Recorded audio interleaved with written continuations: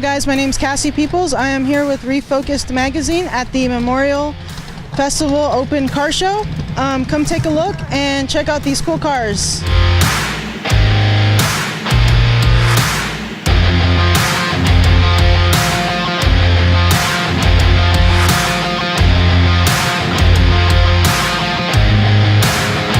I'm here with Sergeant Barron, and Sergeant Barron is in charge of putting together this lovely event today. Sergeant Barron, thank you for having us. Can you explain to us what this event is? So this is the Police Memorial Festival. It's our 8th annual year of doing this event. We started this back when we lost Officer Stephanie Brown in 2011.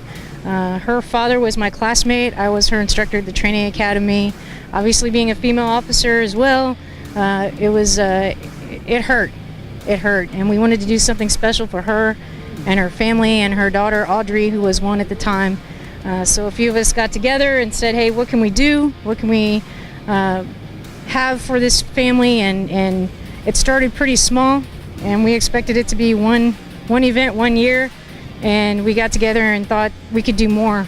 And now we're in our 8th year, and we've been able to do a lot for our survivor families over the years.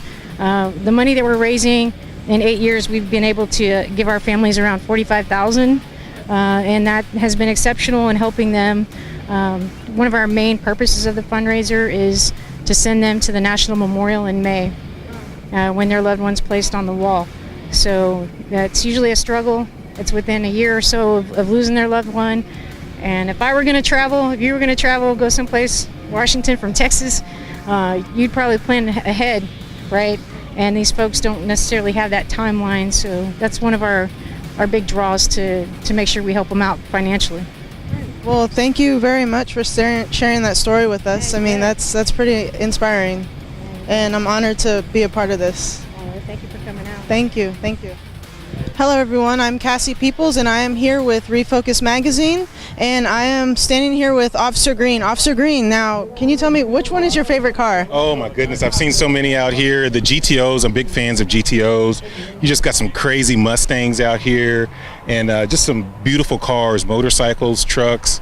It's hard to pick a favorite. What I like the most about this event is that the families of our fallen officers are out here, and they pick their favorite car. They walk around with trophies and pick the car that they like, and so it's just a great event. Nice, that's awesome. Well, thank you for sharing that with us. Can we walk over and check out some of the cars? Yeah? Okay, so you said which car was your favorite? Well, like I said, I like these GTOs here. They're just very strong and classic. Just beautiful cars. Just look at the engines. These guys work so hard on these cars, put a lot of work, a lot of effort into it, and it's just something that everybody here appreciates. Here in San Antonio, we love cars, we love music, we love food, and we love spending time with family. So this type of event just brings all that together. And a lot of these cars here, it's a family affair, and these families have worked on it together, and love to come out here and show off their product. Awesome. You heard it here, guys, from Refocused Magazine. Thank you. You're watching Refocused TV.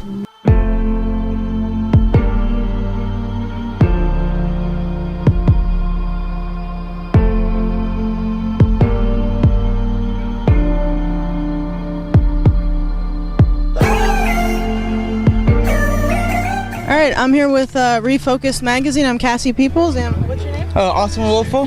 Austin, hey, so this Jeep, it's pretty nice. Can you tell me about it? Yeah, it's a 1996 Jeep Cherokee X-Ray with a 4.7 liter Baja inline 6. Runs about 230 horsepower. Maybe put about $8,000 into it. I bought it for like $500 from a guy in Corpus Christi. It was rusted bucket. It turned to this. It's actually my first car, so yeah. Thank you for showing us your Jeep. This is cool. Thank you. Yeah, thank you.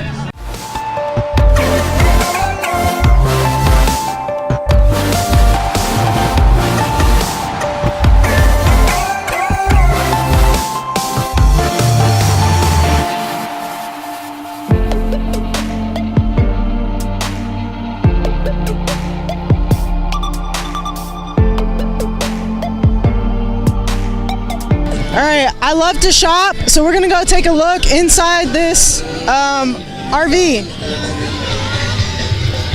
Hey, how are you? Good. I'm here with a Refocused Magazine, and I was just passing through here because it's a pretty cool RV. Can you, like, what is this your store? So yes. So we are Black Pot Metamorphosis. We're a rock and roll hot rod apparel shop. So we cover our customers from head to toe. We got hair pomades, grooming products for men, beard products, beard oils, shoes for ladies, and everything in between. And so, why did you decide to bring your RV here to this event? Because we support SAPD. And so, everything that you sell here, are any of the proceeds going to the families? And Yes, ma'am. So we paid a booth fee, and I believe it's applied to that. Yes, ma'am. Yeah. Awesome. Well, thank you for supporting San Antonio Police Department. Thank you.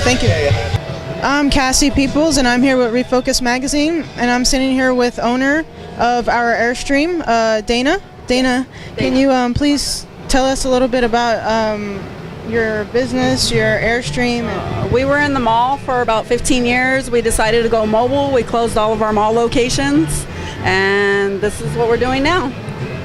Cool. And do you feel any sort of purpose behind, being at events like this and the money going to a good cause? Of course. Okay, well, thank you for showing us your Airstream, and thank you for, helping out SAPD. Thank you. Our pleasure.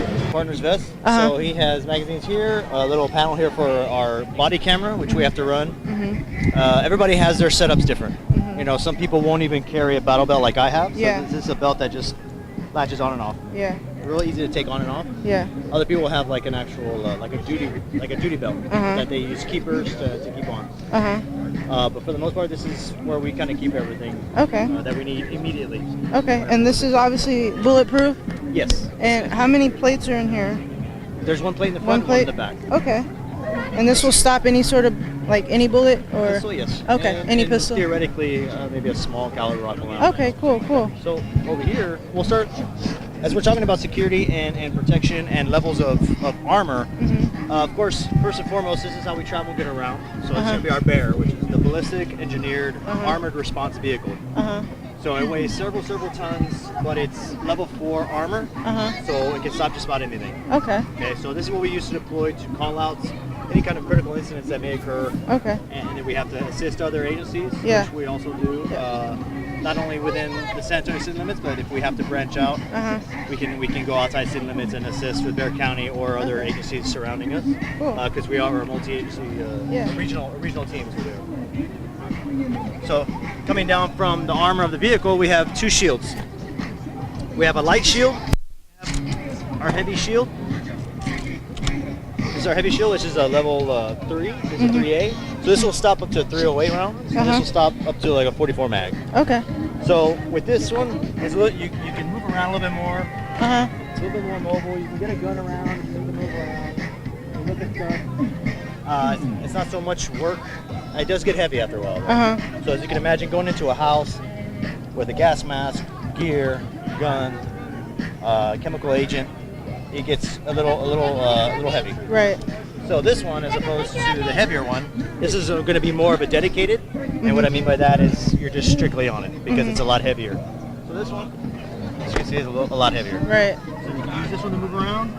And the team, of course, is going to move behind you. Yeah, so I'm assuming someone behind you is driving. Yeah. That's what we call it. Okay. So you have the shield, and you would be the driver driving you whichever way. And then I'm communicating to you what's in front or where we're going. Okay, sweet. So I don't know if you want to test the Absolutely. The weight of those. Yeah, can you hold my mic? Sure. So I would hold this Underhand. underhand. Just go ahead and pull it up for me. Okay. There we go. How does it feel? Yeah, it's pretty cool. It's pretty heavy. Yeah, it's very heavy. How heavy is this? I have no idea, but it's heavy enough. Heavy enough to where you don't want to be holding it with one hand. Yeah. And then this guy here. Yeah, go ahead and try that one out. So considerably lighter. Okay, yeah. You can handle that one, right? It's for a light. For light. So in low light conditions, if you needed to light something up, just hit that. And these are ballistic as well? Yes, these guys? yes, ma'am, they are. That's cool. Yes, ma'am, they are. Yeah, that's super cool. Can I see inside the? Absolutely, inside we'll the work thing? our way around there. All right, cool. So we have these. So those are our shields. Talk about that. So as we go down the line here, our entry tools, which we'll use on warrants, and if we have to make entry on a call out. So our breacher, 50-pound round. Okay, we'll use this to enter the location to the door or whatever door threshold that we need to get into. Not very light. Yeah. So as you can imagine, a big guy would probably be best to handle this, not a guy like me who's a little bit lighter. Yeah. Dedicated to the Halligan, which is our pry tool. So let's say you have burglar bars on location you need to get through. Halligan guy's gonna lay this in a certain spot. The breacher's gonna hit it, wedge it into that in between that material. You got to pry it open so that the breacher can go to work on the door. Gotcha. So I probably couldn't breach. You can do anything. You can do anything you need to do, as long as you're proficient at it. Yeah. I'll put it that way, okay? Gotcha. So in order for us to get the job done, there's a lot of things going on around the house. So while someone's working on entry, we also have other things that we may need to do. For instance, porting a window. So that's what this is for. This is the Reaper tool. So we thrust this into a window, clear it out. We use the serrated edges and the hook to move any blinds or curtains out of the way, so that if we decide to do a port, we can get somebody with a rifle, get a gun in there for extra added security, or to toss a flashbang in there, or just maybe it's just a break of glass. A distraction is what we use this for. Whenever we have somebody in the house and we need to get eyes in, and we don't really want to go inside the location unless we absolutely have to. Even though we have all kinds of armor and shields and everything, we want to use all the toys and tools that we have that we can before we actually have to go in. So the robot is a real handy tool that we could use.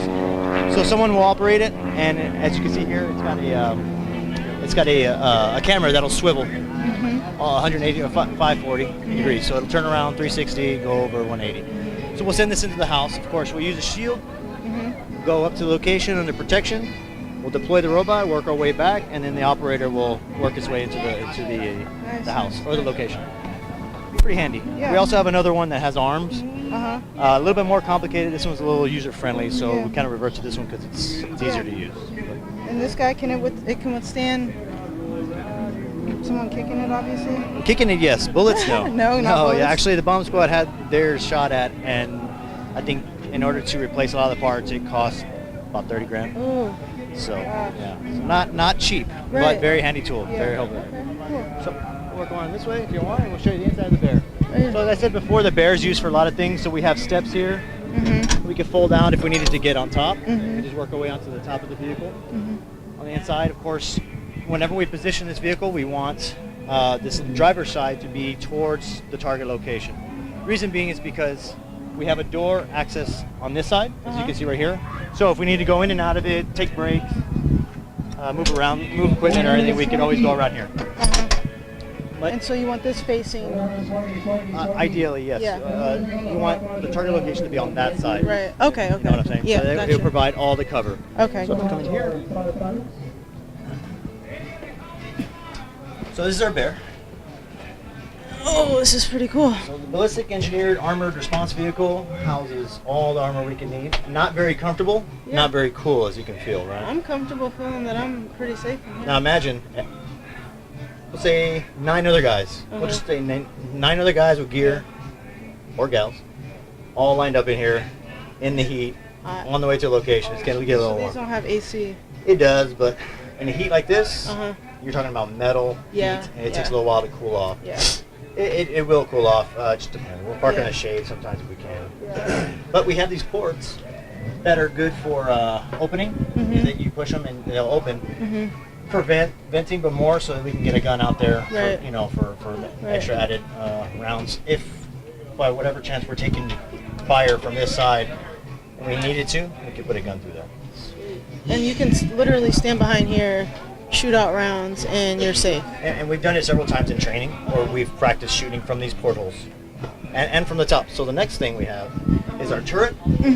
So the turret here, you can step here, here, stick your head out here, and when we do it, we can move this and we can rotate it. Oh, wow. So if the target location is going to be in front of us, of course, we'll adjust it to where it'll give us the most protection. Okay. But if you want to crawl up there,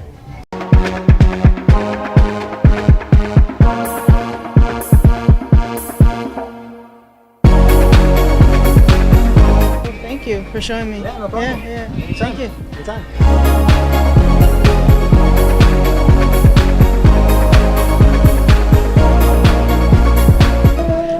Cassie Peoples, and I'm with Refocused Magazine today, and I am standing here with Reno. Hi, Reno. Hello, how are you? Good. Reno, so what brings you to this event? Just wanted to see all the cars and support the police. Yeah. And I see you're in line here for what are you getting? Some water. It's pretty hot out. Yeah. What is it? What's this? This is a mangonada with chamoy. It's pretty good. So it's pretty good. Yeah. Okay. Cool. Well, thanks for coming out and supporting the police department, and thanks for allowing us to interview you. No problem. Yeah. Thank you.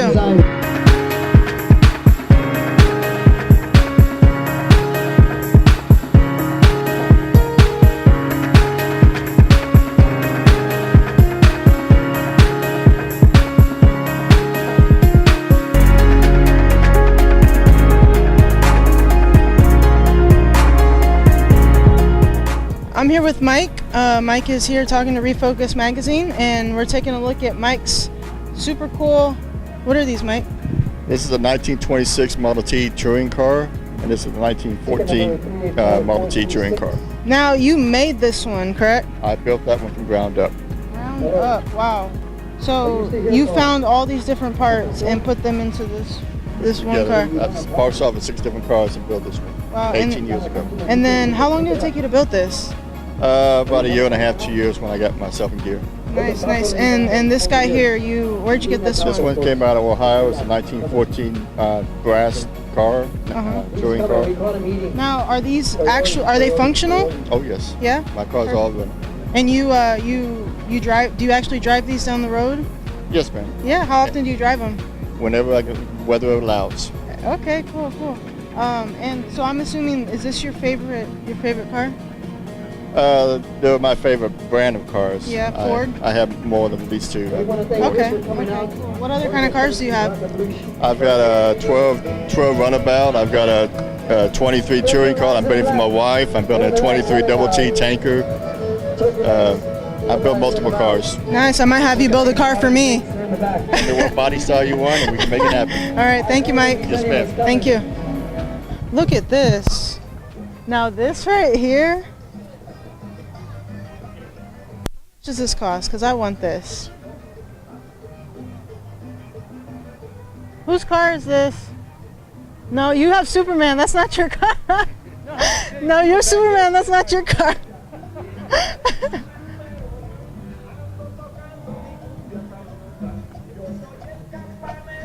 Like, I cannot deal. Look at this.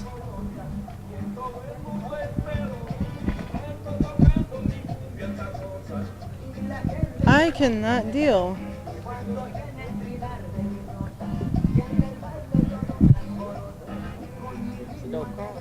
Like, look at the details in this car. There's an Iron Man mask sketched into the back of the seats.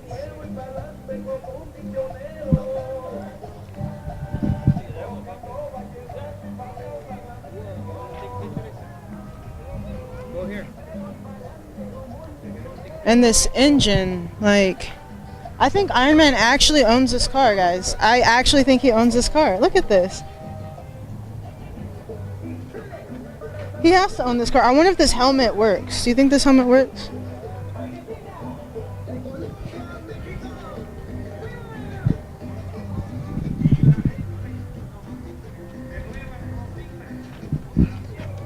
Have y'all seen Iron Man?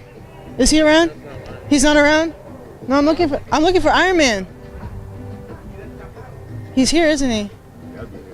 He's got to be here. He's got to be here. This one's not mine. That one's mine. No, this one's yours? Yeah. Oh, man, he did. Look, Clark Kent. I told you Clark Kent was here, guys. He was here. Oh, man. Look at this, guys. His chones are hanging from the... Oh, man. So where did Clark go? He went out to save the world. Lois was in trouble again. Lois was in trouble? Yes. Okay. Has he figured out how to beat the kryptonite? Yeah, he's actually harnessed the power into his engine now. Oh, really? Can you show me? Yeah. Okay, let's see. Yeah. What better power plant to have than something that can actually kill Superman? Why not harness it and put it in power in a motor? Okay, so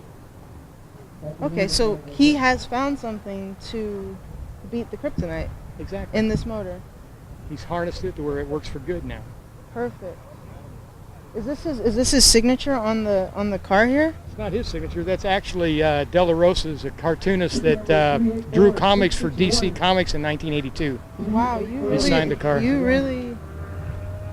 And a Jim Cavell, current Superman. I got an autographed picture of him in the car seat over there. Really? Yep. And one of the major designers of the Camaro when they released in the 5th gens in 2010 was the lead engineer right here, Al Oppenheiser. So I promise I won't take your car, but where do you put this bad boy? Under lock and key. In the garage. In the garage. And I'm assuming there's no price on this. Nah, it's priceless. Priceless. I mean, you get the base sticker, but when you start modding like this, and it becomes something that you can't put a price tag on it. Keep. But if you ever want to, get rid of it. Well, I'll look you up. Yeah, look me up. Okay, all right. I'll give you my card too. Just look for the Superman. Yeah, no. Sale ad. And when Clark comes back, can you give him my card? Here. Are you sure? When Clark comes back. Will do. Thank you. Cassie Peoples here with Refocused Magazine. Here with one of our SAPD officers. Officer, can you please tell me your name and the name of your nonprofit? It's Tommy Capel, and our nonprofit is Saving a Hero's Place.